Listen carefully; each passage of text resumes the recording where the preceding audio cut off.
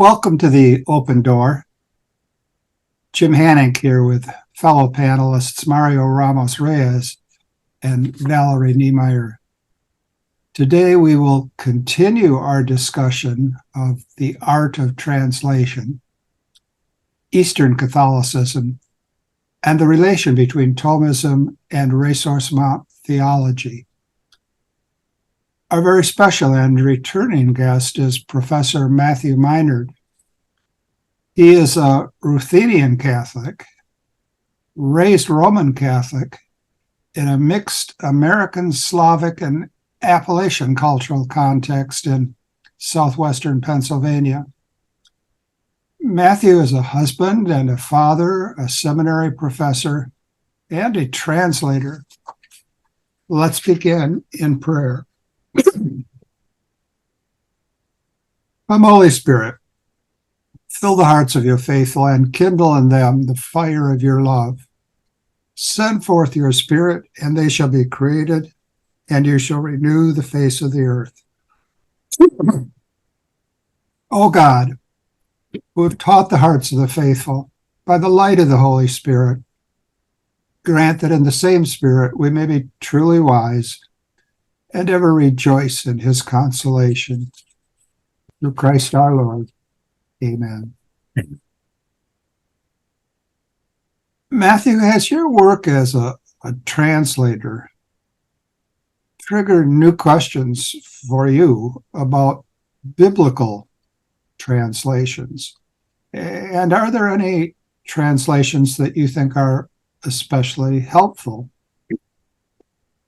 I'm not sure it totally triggered new questions, but it solidified certain insights or thoughts that I had. Most of my translating is technical works where you have to be there's a certain slavishness that's necessary where you're translating a scholastic.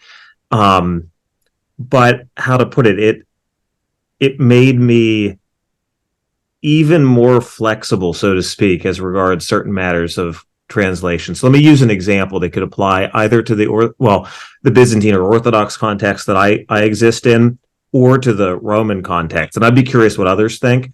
I think that given that liturgically the West is so indebted to the Vulgate, or that in the East we're liturgically so indebted to the Septuagint, that it's important to actually use translations that are backed against the texts that are liturgically paralleled, at least for like one aspect of our spiritual life, because of all of the kind of verbal resonances, right? So the translation is really just partially a question of the context where that text was used.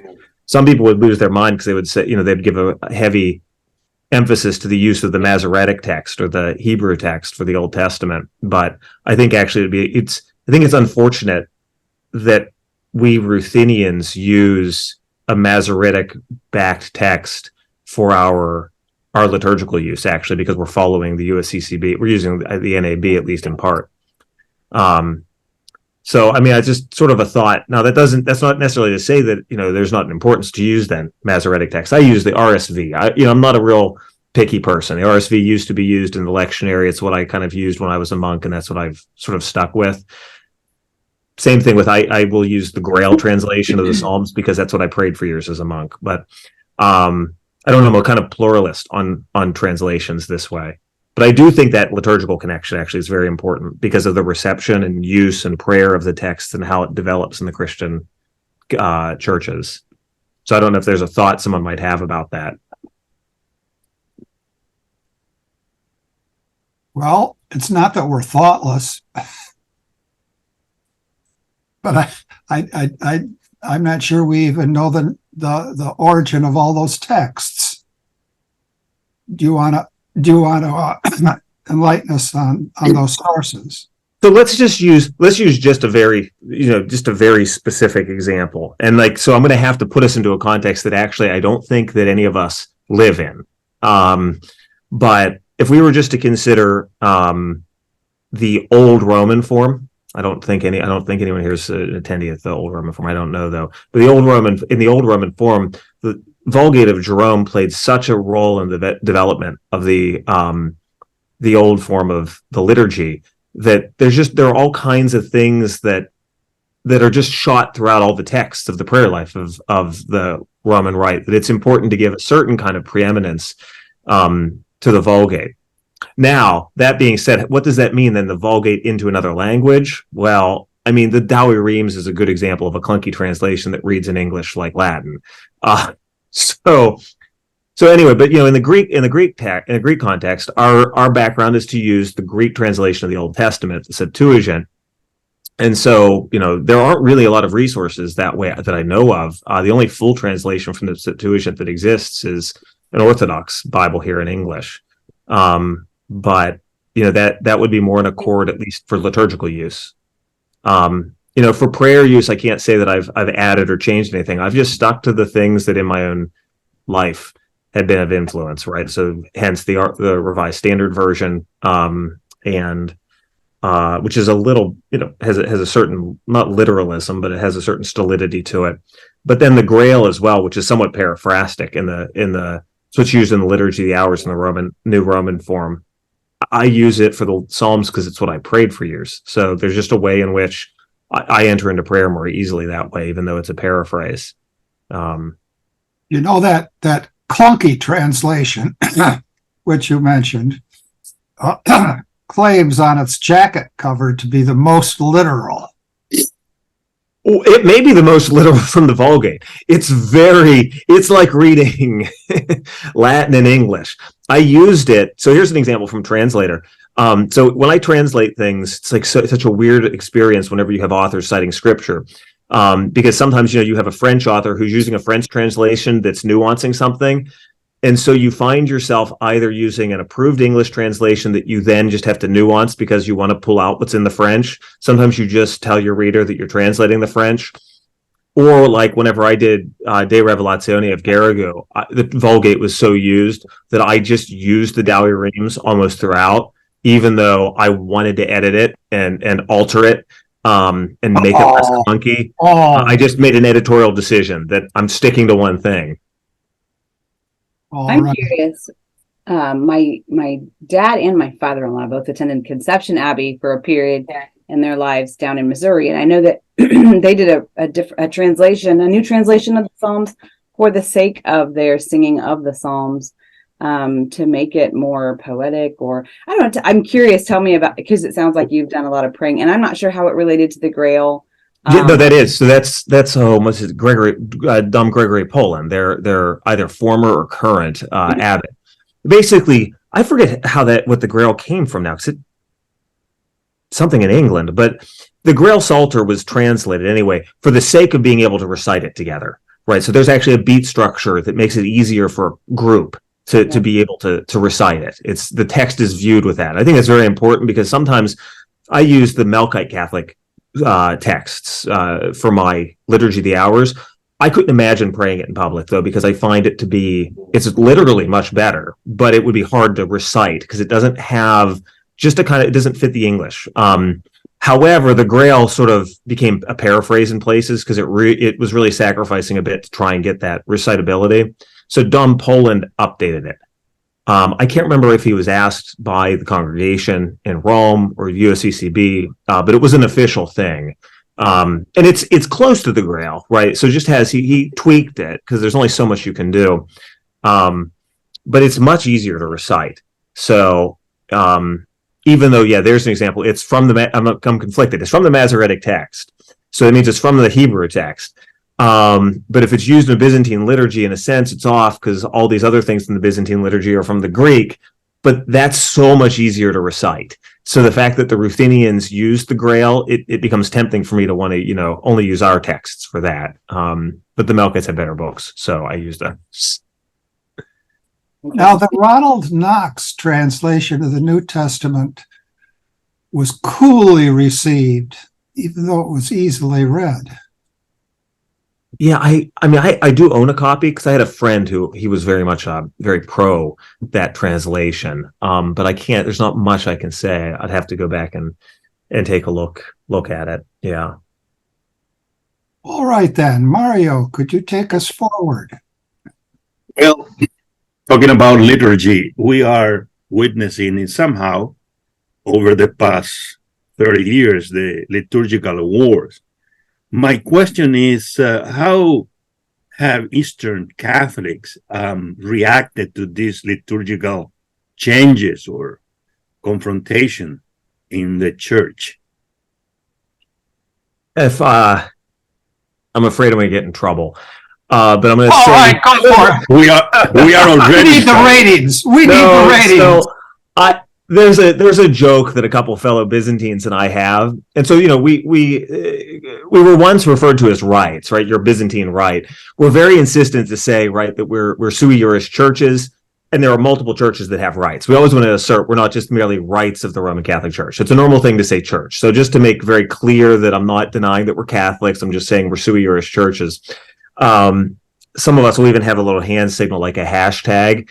And we'll say that when it comes to the liturgy wars, hashtag not my church, sui juris church, not my problem.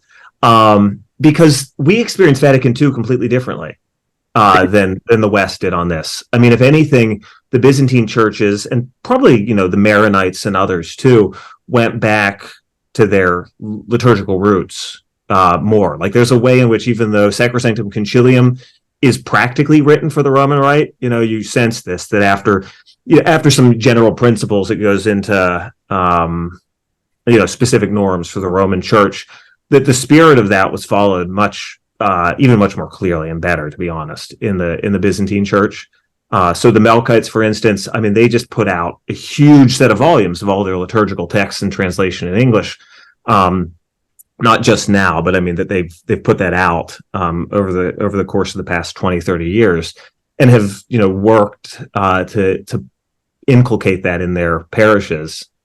And there's a little bit of reaction to, it's a weird reaction. It's a reaction to what the churches were like in the 50s, 60s, and 70s, irrespective of the council. People want to be kind of deeper in their really orthodox practices of liturgy, but it's not a reaction to the council. So it's just not the liturgy war vibe. We're very much outside of it. It's hard sometimes to get to remind yourself of what it's like over in Roman Catholicism, where people are sort of vexed about that. But it's a very different experience of Vatican II that way. So can you, from your perspective, what do you see as it's kind of the both and, like the points on what you might call both sides of the liturgical considerations? Where do you see value in both, maybe coming from both quote unquote sides? Is there a both and to kind of think in terms of to approach common ground? I don't want to get in trouble.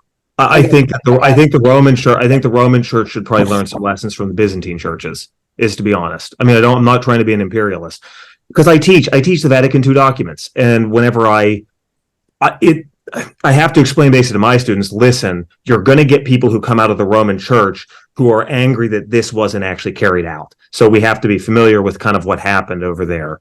But that's kind of how we approach that document. The only thing, so one thing I will say, and this is, okay, there's a lot, we are culturally Western, those of us who live in America, and there's a way in which sometimes the Byzantine churches are totally on an island, separate from just sort of what would be just some of the normal, let's just think of just something very stupid. It's like the cultural context of like hymns that go along with certain seasons, right? That people share with their family, and that people could go to a Byzantine church and sort of never be exposed to regular Anglophonic Christmas hymns, except by the broader culture. And sometimes, having a sort of absolute boundary up to the reigning culture around you is a real problem, and can be an issue in the kind of Byzantine and Orthodox world, because the Orthodox churches are so autocephalous, right? So they kind of get stuck to the culture from the old country. The OCA tried to avoid that, the Orthodox Church in America, by trying to create an Orthodox jurisdiction here. But as regards liturgical praxis, I mean, I don't want the Byzantine liturgy to learn too much from the looser practices that are going on kind of in mainstream Roman Catholicism. that, and I'm saying this actually as someone who I'm not spiritually very tied to the old form in the Roman Church. I just sort of never was at home there, even when I go there. So if you want to probe that a little bit more, I apologize. That's an awkward. No problem. I was just looking for something that might help build common ground, and I think it's refreshing that it's just good to know that, like, we just get so focused internally. Yeah, as an American church, and I think that's the biggest thing is like broaden our perspective as to the way, again, the diversity can be so beautiful and strong and good in the midst of our unity as a church. But and you can say something more about that, but then I'll also invite you to just move away from liturgy and just in terms of Eastern Catholic spirituality. You're teaching at an Eastern Catholic cemetery. You are an Eastern Catholic, but you've obviously had you've been embedded in a lot of Roman Western Catholicism as well. So what do you think is helpful, especially helpful for Western Catholics to know about Eastern Catholic spirituality? So yeah, I will play the one thing that I do think that the Byzantine Church actually could learn quite a bit from the West. So I mean, we can fight about whatever happened to the Liturgy of the Hours in the West. So there's a Byzantine insistence on trying to parochially do the Liturgy of the Hours. I think that'd be great for the West to have that. That being said, the Liturgy of the Hours in the East is prohibitively lengthy and difficult. It's so monastic that actually there's not even a requirement that's universal for priests. They basically have to discern with their spiritual father what they say of the Liturgy of the Hours. And I think that there's a certain benefit to the simpler form of the Liturgy of the Hours that came out of Vatican II, even if it was a significant departure from the earlier Liturgy of the Hours. Nonetheless, I can see the real problems. Our men have issues sometimes with figuring out, like, well, what's this going to look like in parochial life to do faithfully the hours? Because our Vespers or our Lauds is like 45 minutes, 50 minutes, and it's meant to be done publicly. It's not private. But I mean, there's a lot that can be said there. So spirituality, I've probably felt at home with Byzantine spirituality, at least in its general lines, because it's so monastic, right? So ultimately, Orthodox spirituality is very much tied up with like early monastic ascetical literature and spiritual literature about fighting the passions in the sense of what in the West one would call like seven deadly sins, the capital faults, or the deadly words, or logismoi, as the fathers would call it. And so, a lot of like John Cassian and things of that fed into Benedict of Nursia, kind of at least is somewhere in the back of my soul as something that was important. And so that's really it's actually a point of both commonality and then a little bit of distinction too, because there's not a plurification of spiritualities and devotions and that sort of thing. It's very bread and butter. It's sort of, follow the fasting seasons, general, fighting against attachment to things worldly, purifying of mind, something that's somewhat reminding of one of the Carmelites. I mean, entering into a prayer life in which, there's stillness for the sake of mystical contemplation to be able to occur. And that's it. I mean, that is sort of the bread and butter, just rock basis of kind of Byzantine spirituality. You see it if you think even of like, well, what's the purpose of like Chotkeys and the Jesus prayer?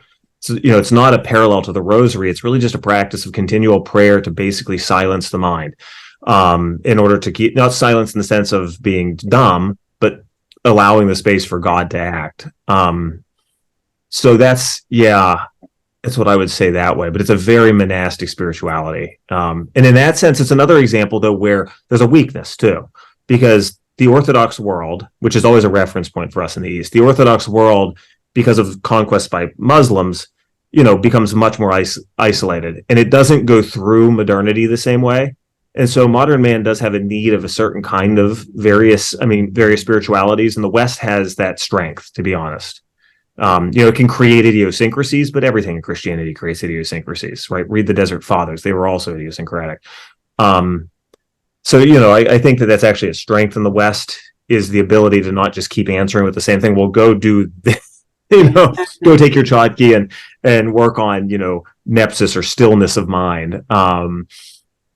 So yeah, anyway, those are just sort of my thoughts.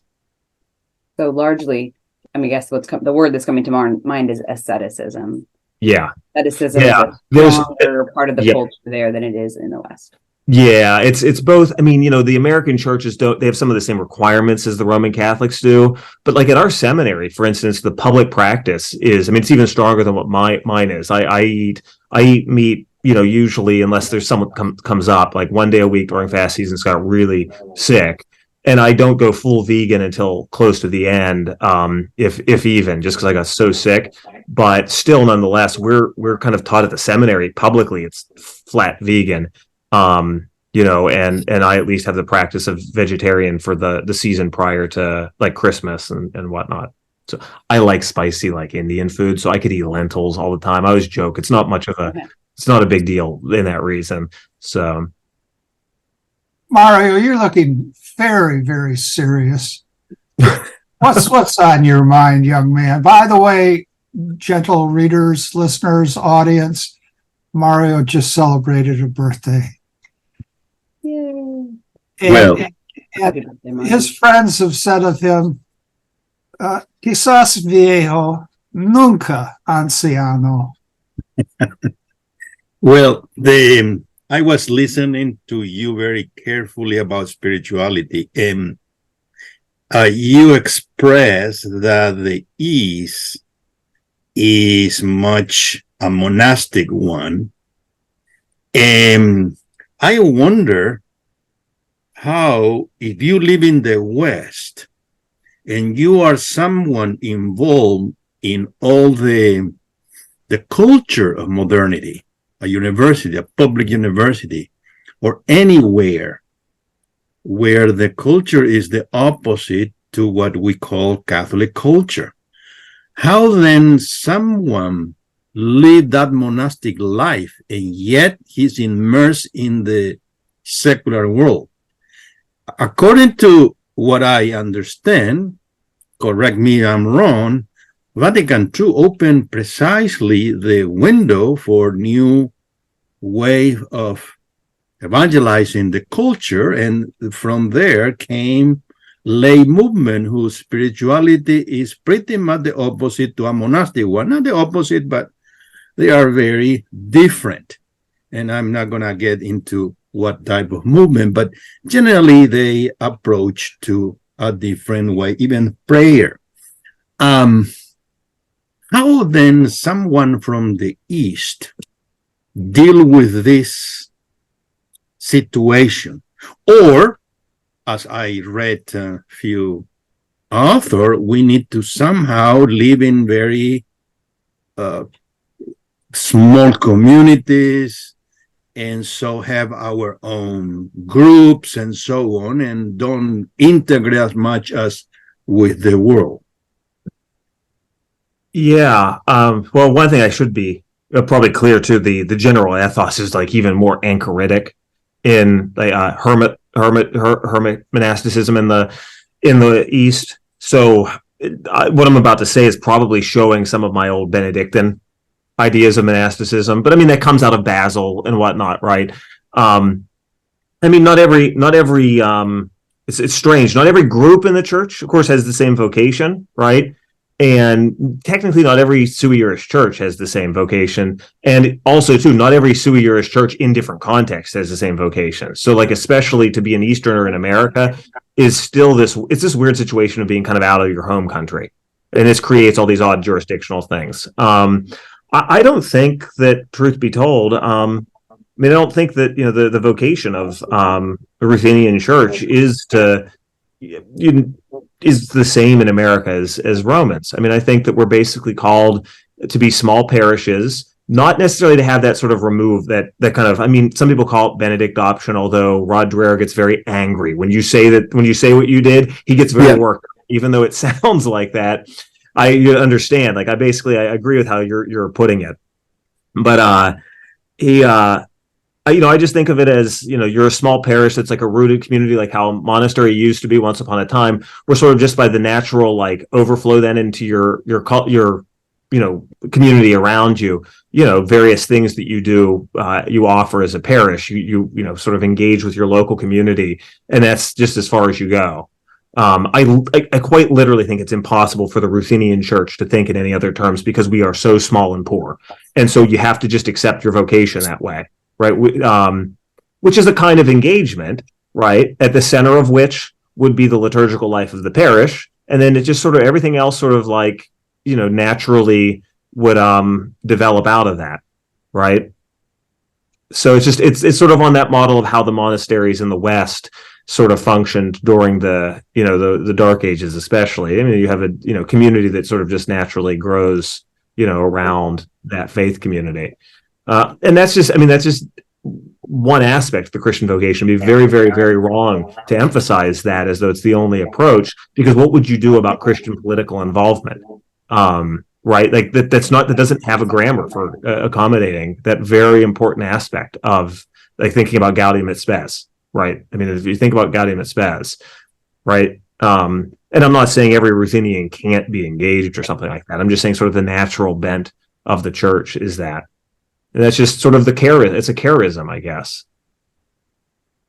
My concern is not concern, but my experience has been precisely that I'm not a monk. And when I became Catholic, I was formed by Opus Dei. And our view of the church was quite different. It was not monastic. We're not clerics. So we didn't pray the liturgy of the hours. We have our own prayers, which are part of the church, of course. And we were involved in society, not separated, but engaged in society, in politics and everything else. So that's also changed in some ways the relationship between politics and the faith, between the world and the church. And precisely one issue which is very delicate today, which is the state and the church.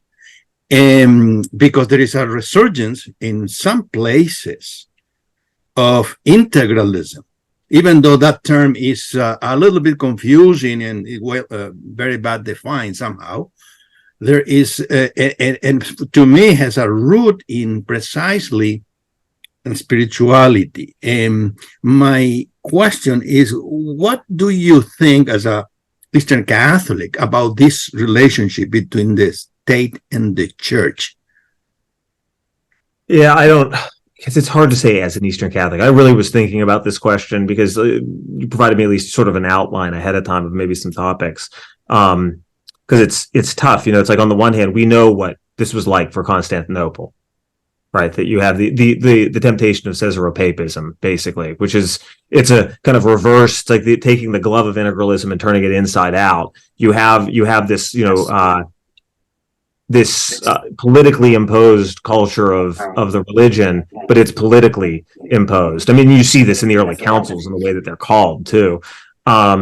On the other hand, it's like, what is there to be thought about the relationship between church and state for the smaller Slavic, Hungarian, Eastern Catholic churches? In most recent history, one of the reasons why most of the immigrants were so comfortable with America was precisely the experience of communist aggression or Russian aggression against their churches, right? So there's a sense in which Eastern Christianity, on the one hand, has this big strand of integralism, and in a different form, right? But it has this strand of integration, and I agree. The word integralism doesn't help in English, and often I know, like in French, it's closer to something like fundamentalism is really what it is.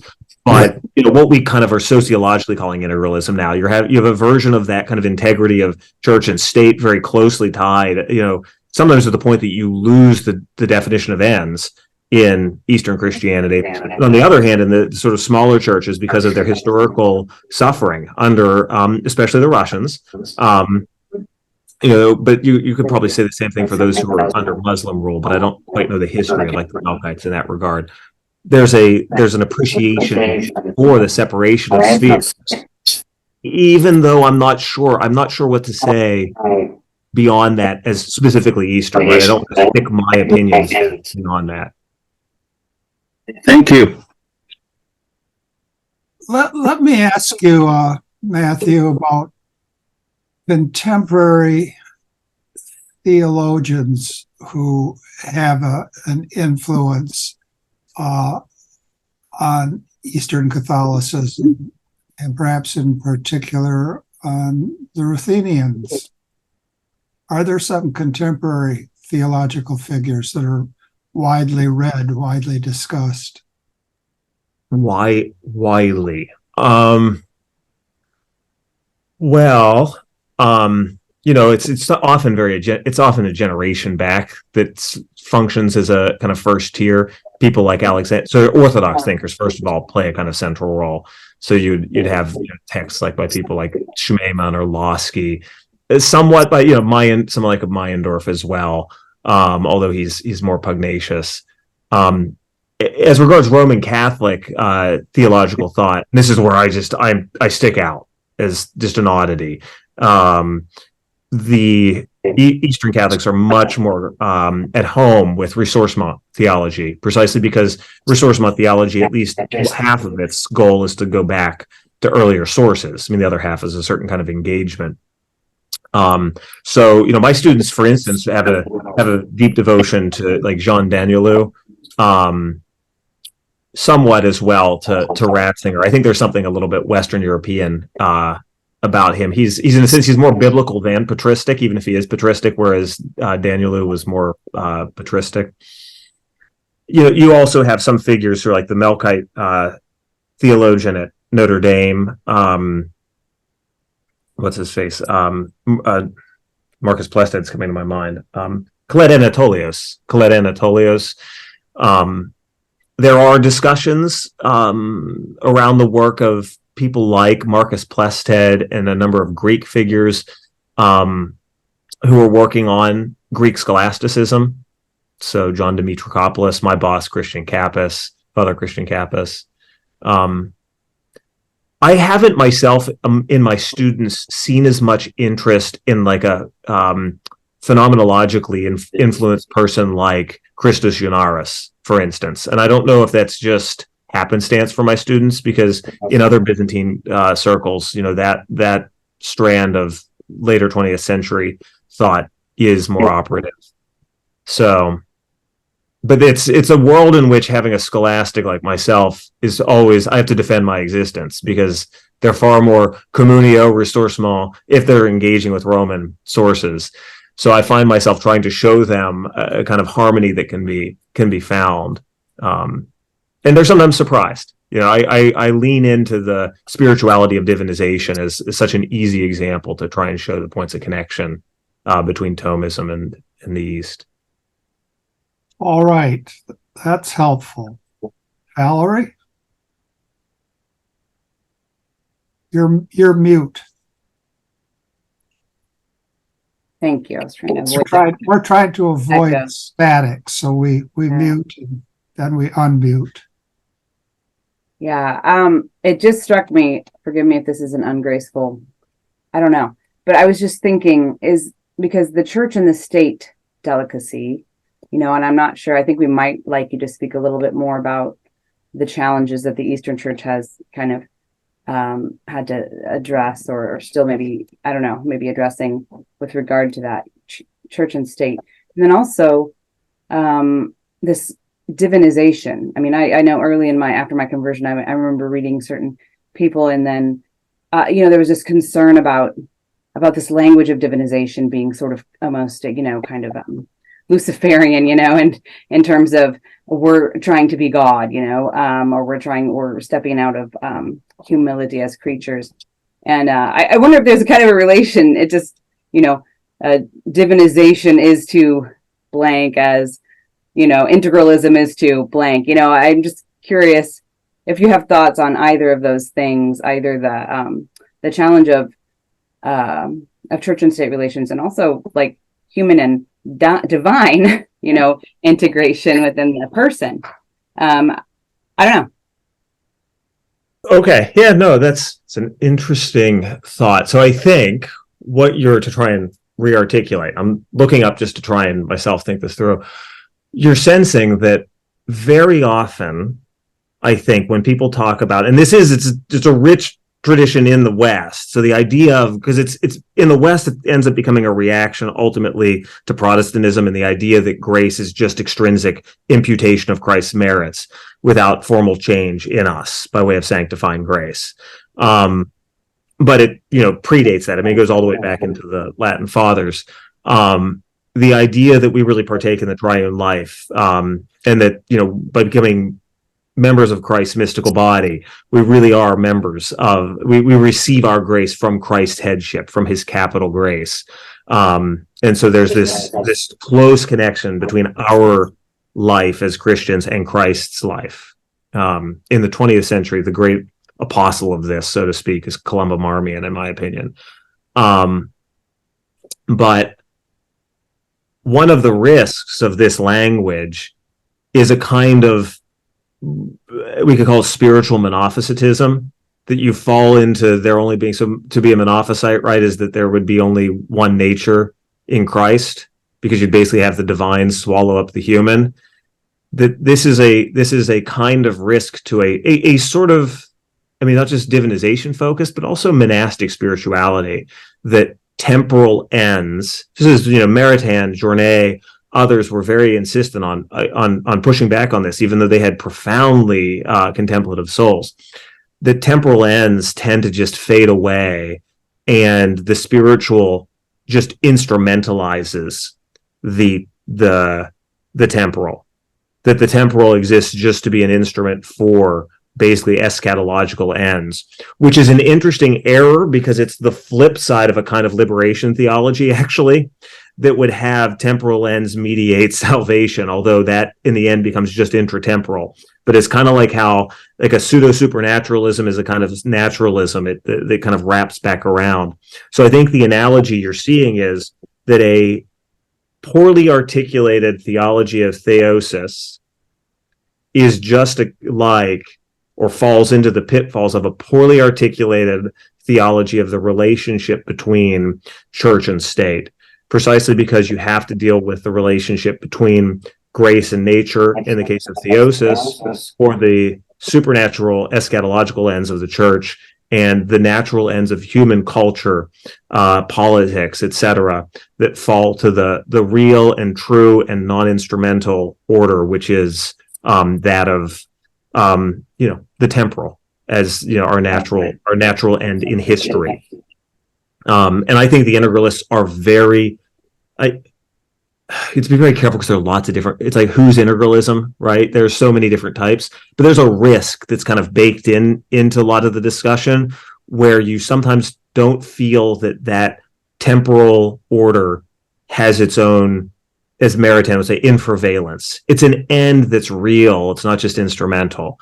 There's the indirect authority of the spiritual over the temporal really seems to be just a wink and a nod toward a kind of full integration of everything natural into the supernatural, in a way that denies the real consistency of the natural order. The natural order has an obediential potency to the supernatural order. It's not just a question of two tiers, right? We don't want to have two tiers as though we're just stacking one on top of the other. But nature is quite real, and it's not just a kind of vacuole that awaits the supernatural. So, yeah, I think there is a parallel. I mean, that's just me musing out loud, but I think you're seeing something very important there. Well, thanks for allowing me to muse out loud and continuing to muse out loud with me. I think it's an interesting connection that I'd like to explore further. I'll give an example of where this plays out theoretically, is in some of these debates over so the Thomists hold that with grace we not only get the theological virtues but also infused Christian moral virtues.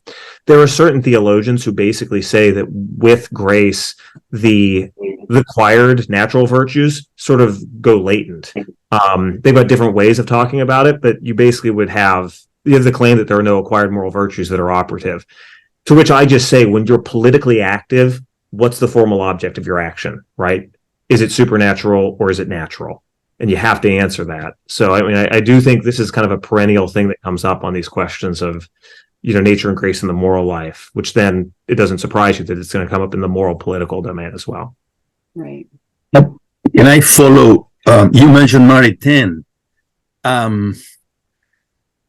What was his relationship, or what he opened to the new theology? Is there any indication about that? Yeah, this is something I was trying to think about, because I'm sure you can find, footnotes where there's, something that's said that's not negative. He was clearly concerned during the 1940s when the whole debate occurred. There are letters between him and Charles Journet about significant concerns regarding a kind of hauteur, like a haughtiness, by the Jesuit fathers who were kind of in, we won't say dialogue, they were kind of like a cross-firing debate between some Dominicans and the Jesuits of the time. I've seen, you'll find certain traditionalists who will claim that, Maritain is he's a proponent of the Nouvelle Theology. There's nothing in the tradition, in his text, I should say, that really bears witness to that. And I don't know if you've ever read anything by the French historian Etienne Fouillou. He's a historian sort of early 20th century, first up to the Vatican II, especially intellectual history in the West. He has a volume. It's basically about between the modernist crisis and Vatican II. I think it's a Church in Search of Liberty or something like that is the French title.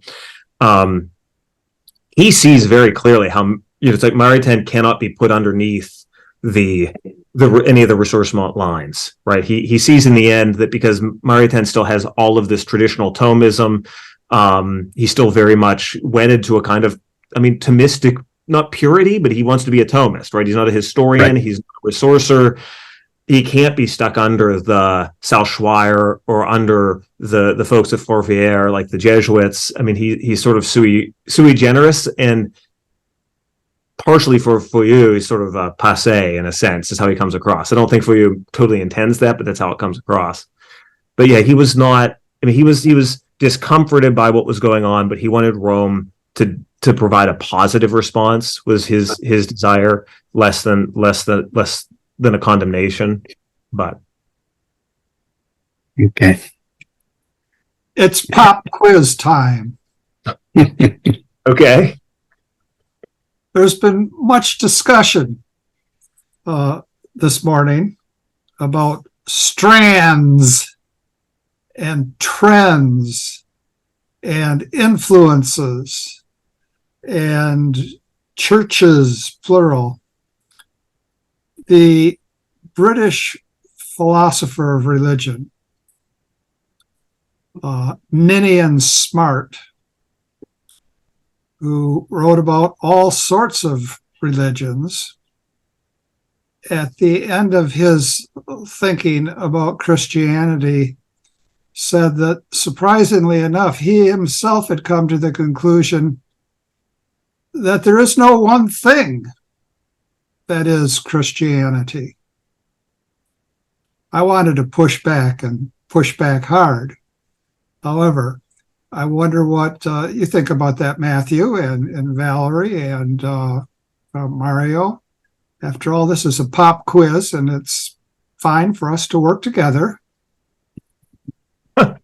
I'll say that, I'd have to know the exact context of what those words mean from, is that a male name or a female name? Oh, it's now you're going to tell us that there's no one thing as two genders. Just watch your step, young man.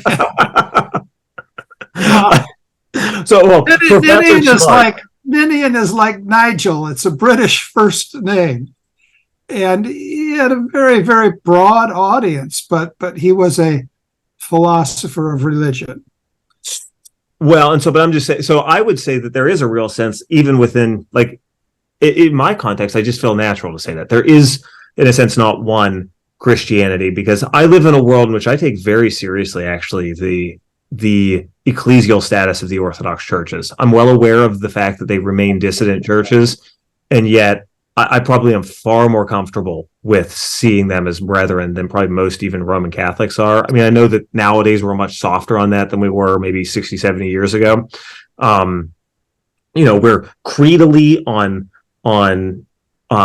all the great points of Trinitarian and Christological truth, as well as soteriological truth and practice of sacraments, but the phronimos, as some Orthodox authors say, the mindset, the way of living the faith, the dogmatic mind is actually quite different between different sui juris churches. I would think that the same thing could be said if we put ourselves down into the Maronite world, right? A very Syriac influenced mindset. It's not just a question of different theologies or just superficial spiritualities. I mean, it's a way of receiving the dogma that is not opposed in kind of its propositional content, essentially, but there's something there's this halo of what Christianity takes that's different in different major branches, at least, of Christianity. When I say branch, I'm not thinking of the old branch theory. I'm just thinking of Slavic Orthodox, Greek Orthodox, Syriac, Roman. Like, that's what I'm just thinking of, that in that sense. I don't know. So that's what I mean, in a sense, I would say there's truth that's very important. To go Greek, can't we say in response to smart that we all share one kerygma? Yeah, so that's sort of what I guess I was getting at, is that we do share one kerygma. So we don't want to say that there's absolutely not one. That's probably the problem with that. If he really means that absolutely, you're going to run into, horrible problems. But I would think that someone whose last name is Smart wouldn't say something so not smart. See, I knew he would like that. What's in the name? What's in the name? Now, moving past this pop quiz, we have merely 10 minutes left to get down to some theopraxis. Tell us about Maritain, politics, and your take. This is a trifecta, and your take on what we take to be the cutting edge, the American Solidarity Party. You have 10 minutes, young man. 10 minutes. What? So, I am less.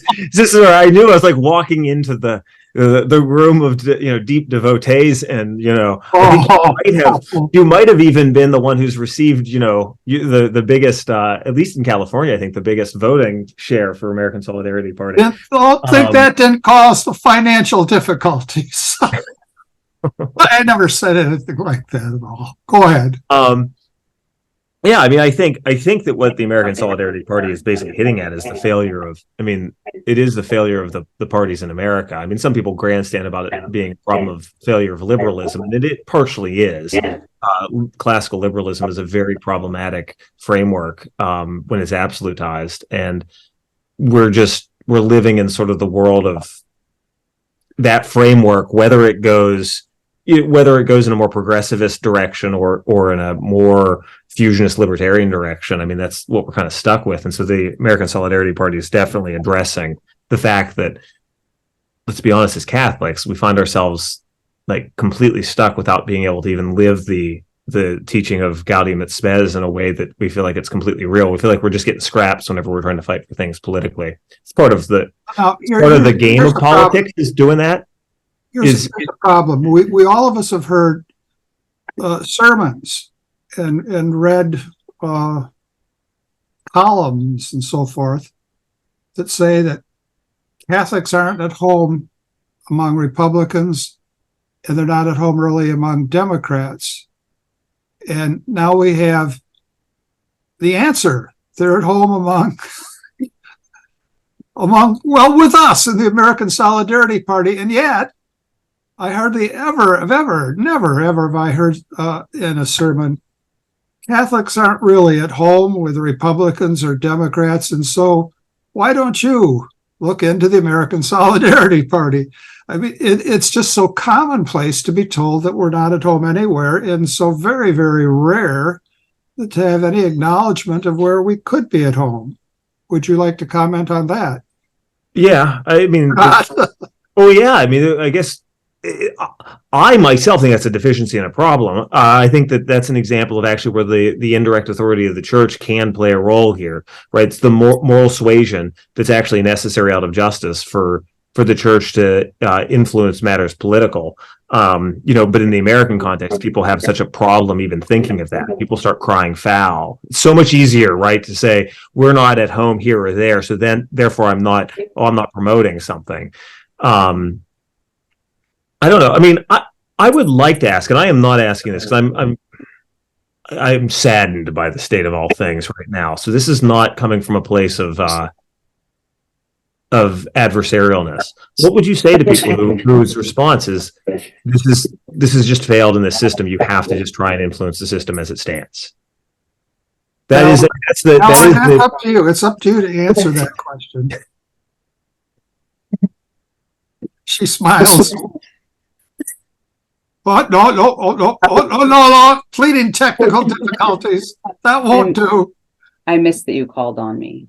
I didn't hear my name. Sorry. All right. Yeah.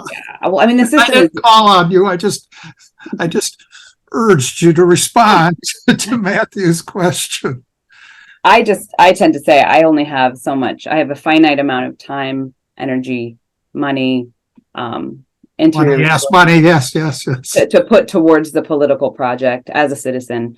And I'm going to put it where I feel that it can be most fruitful, not so much by won elections, but by affecting the conversations people are having, hopefully affecting the culture, hopefully putting some pressure on people to become less polarizing, etc. So it's all about like incremental, maybe not measurable.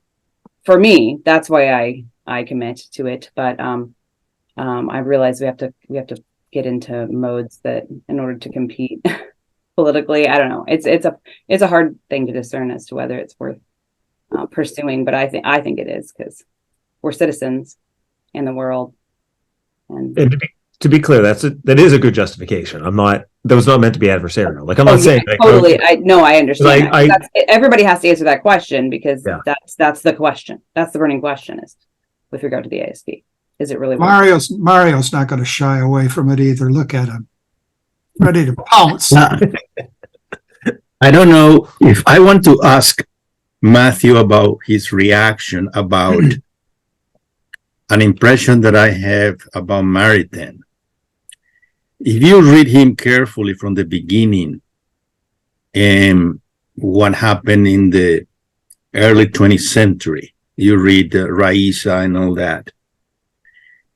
The beginning of his journey was not merely intellectual. When he met Bergson and all that, he was looking for what we may call an encounter, or I don't know if he was thinking about that, but he was moved by those events in his life. In other words, he never began by doing philosophy in order to understand what things are, rather than the other way around. Even at the point that he said something about that late in the 60s. Now, what we do today, or what we have been doing today regarding politics, Christian politics, is beginning with reflection on politics, which was the opposite of what he really did when he began. He began the Circle of Thomas and all that. And the same thing you can see in the development of Christian democracy in Latin America.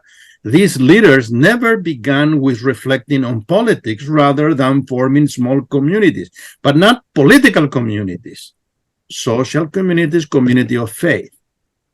In other words, when politics become somehow hijacked by the apparatus, the whole system began collapsing, because everything was power. So my question is whether we are missing the point, or what the method is to build really Christian politics. Are we just beginning like anyone else from the Enlightenment, from ideas and theory and all that, or we need to go back and begin from what is basic encounter with the presence of Christ? That's I don't know, what do you think about that? I completely agree with that. I think that actually that's the nut that's actually, trying to be expressed by someone like Dreher and the Benedict option, even though I have my opinions on how it's done. Like, you're sitting on the side. Right. It's a different. I think that there is, but still that there's a truth that's sort of like that in the end is what people sort of catch sight of is that fact. It's very tempting to fall into some form of politique d'abord, right? To do it a politics above all else. And so there's a way in which some of the discussion, even here, it's a good kind of self-critique, parallels with like the integralists are doing. We're going to solve the problem of the culture and Christianization by way of political means. Think about that theme in Mare Tendo throughout. It always is coming up about the poverty of means. Right. Right. Well, that's partially what he's getting at. Then the poverty of means reflects itself in this kind of, this encounter with, the mystery of our vocation is kind of where it first starts, we could say, for him. Even he's not even thinking in those terms, right? But it's sort of the mystery of, well, why live, right? And then it builds itself out into then like the circles that he has, the community, the people he influences directly.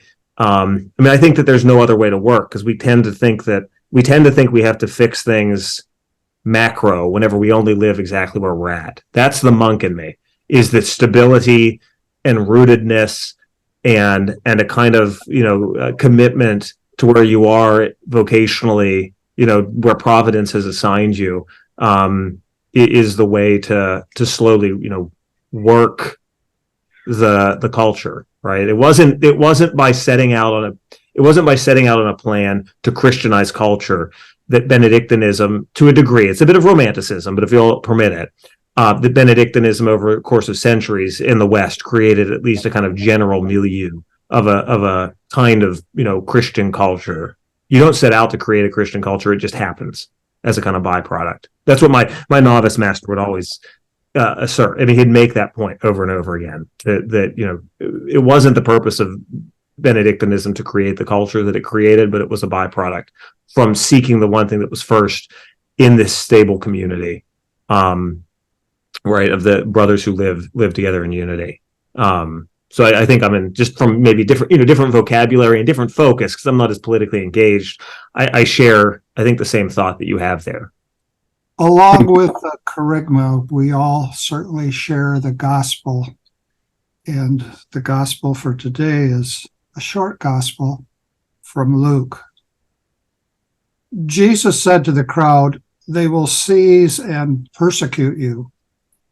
They will hand you over to the synagogues and to prisons, and they will have you led before kings and governors because of my name.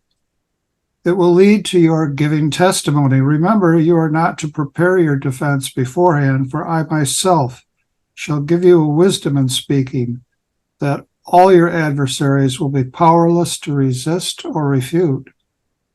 You will even be handed over by parents, brothers, relatives, and friends, and they will put some of you to death. You will be hated by all because of my name, but not a hair on your head will be destroyed. By your perseverance, you will secure your lives. Come, Lord Jesus, come." Thank you. Thank you very much. Take care. Excellent. Have a blessed day. Thanks for all the time, both Yeah. of these interviews. No, thank you to all of you too. Deeply God valued. bless.